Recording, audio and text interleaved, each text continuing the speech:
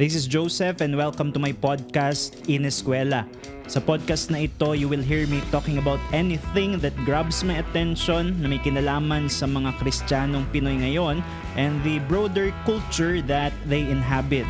Tara, maguntahan tayo. Hi, ako si Joseph and you're listening to the very first episode of my podcast na tinatawag kong In Eskwela.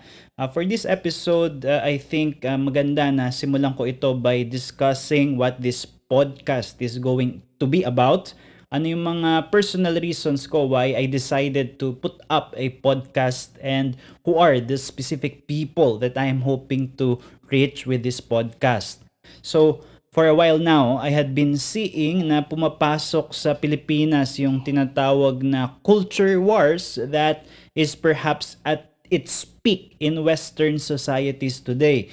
There is a battle that's being fought against traditional conservative values that was once predominant in these Western societies. Itong mga values na ito, of course, is believed to have been informed, kung hindi man exclusively, at least primarily by what is dubbed as the Judeo-Christian ethics or worldview, which is to say, itong mga societies na ito has been influenced by the biblical text, by the Bible. Now, this Judeo-Christian ethics or worldview was once credited for the political freedom, economic progress, and moral compass na nai-enjoy at characteristic of the shared culture among these Western societies. Now, no one is claiming that these are ever perfect societies, pero there is a recognition that these are not fundamentally evil culture and societies. Pero ngayon, there is a new narrative that is being propagated and it is this. Ito raw mga traditional, conservative, Judeo-Christian values na ito are actually oppressive, lalong-lalo na among certain marginalized group identities. And in their minds, these structures of society, most emphatically its sexual moral codes, are best dismantled or at least fundamentally transformed. Now, this perspective of society has been called by many names these days. Tinatawag yan na progressivism o yung pagiging woke or the new left. On a more technical level, you hear them labeled as critical theory. But this is what it is. So what does this have to do with us bilang mga Pilipino? Merong kasabihan that when America sneezes, the whole world catches cold. And I think this is somewhat true of the Philippines. Totoo ito sa Pilipinas and totoo ito ngayon sa nangyayaring pagiging pervasive ng progressivist ideology. This progressivism is, I believe, creeping into the social atmosphere of our country now in a somewhat similar way of how it became pervasive in Western societies. And this is where my concern lies, and this is where I think Christians and churches should be concerned about. Now, let me share a little bit about myself para maunawaan ninyo ng mga tagapakinig where I am coming from. I'm a pastor of a Baptist church in Metro Manila, and in the few years that I had been in the pastoral work, I have seen a few people who have left the church, and I actually have few faces in my mind as I say this. And these are people who had become immersed in progressive ideology, particularly in their academic involvements. Now, what I find saddening about it is that I don't think that churches have truly done their best to offer thoughtful responses to these social and cultural issues. And it is unfortunate. It is unfortunate because these are actually the issues that often constitute the intellectual life of many people at kasama dyan yung mga church people. This is taking a lot of the intellectual energy, the discussions and conversations that are happening throughout the day-to-day lives of the people that sit in the pew of these churches. And if they are drinking from the wells of anti-Christian think tanks, even if unconsciously, then we must not be surprised if soon they would be abandoning their faith and leaving the church. Now, what we must understand is that the stakes have only gotten higher because these ideologies have long left the confines of the academe. Wala na yan sa apat na sulok lamang ng mga universidad.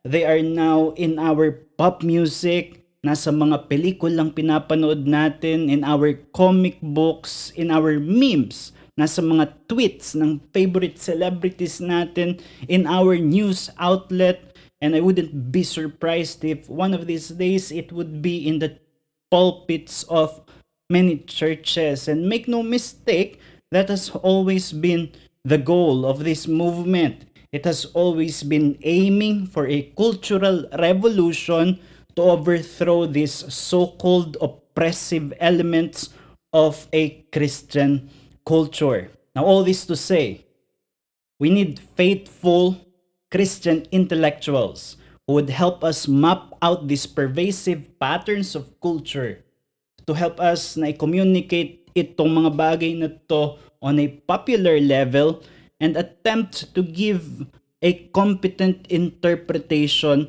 and response sa mga bagay na nangyayari na ito. And this is what I hope to achieve with this humble podcast. Of course, the question is, am I the man to do it? And the answer is most probably not. For one, I have zero academic degree. I'm just a simple Christian man who loves to seek for the truth, who prefers to have my thinking self-service, thank you, and who is committed to continue learning. So bakit ko pa rin ito ginagawa? I once read of a wise piece of advice somewhere na kapag meron ka daw gustong basahing aklat on a particular topic, on a very specific subject, but found out that it is not yet in existence, wala pang sumulat nito, then sabi niya, attempt to be the person to write it. And that is what I'm seeking to do. I'm attempting to be the person to do this podcast because I looked for it, I see a need for it, but there is none yet. And I'm sure that I'm going to make mistakes. And I'm sure that I still have a lot to learn. Marami pa akong kailangang matutunan. Marami akong magiging pagkakamali. And that is, I think, what Iniskwela is actually about.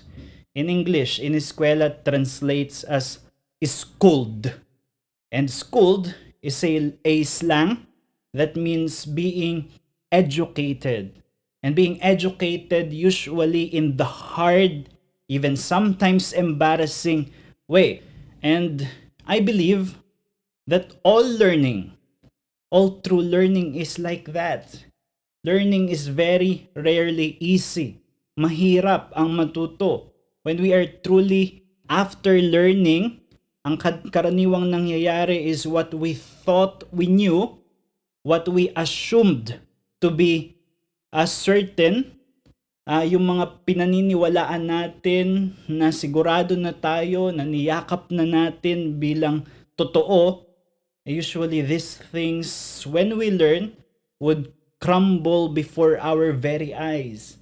And it is not a pleasant experience, but it is necessary if we want to grow, if we want to mature. With all the talks about safe space, kailangan natin ng safe space sa social media, sa university, campuses, and we should live our lives in such a way that we do not offend anyone.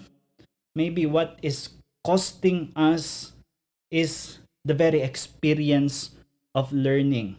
Sabi nga ng isang paborito kong intellectual sa ating panahon, si Jordan Peterson, sabi niya, in order to be able to think, you need to risk being offensive. Offensive. And sa tingin ko, that is what Ines is in eskwela. Minsan, nakakainis, matuto. But when we learn to not take ourselves too seriously, to be prepared to laugh at ourselves, at our mistakes, to have an allowance for doubting ourselves and what we know, for being wrong, maybe then we can find the kwela in eskwela. So I invite you to learn with me in this podcast in eskwela. Please subscribe.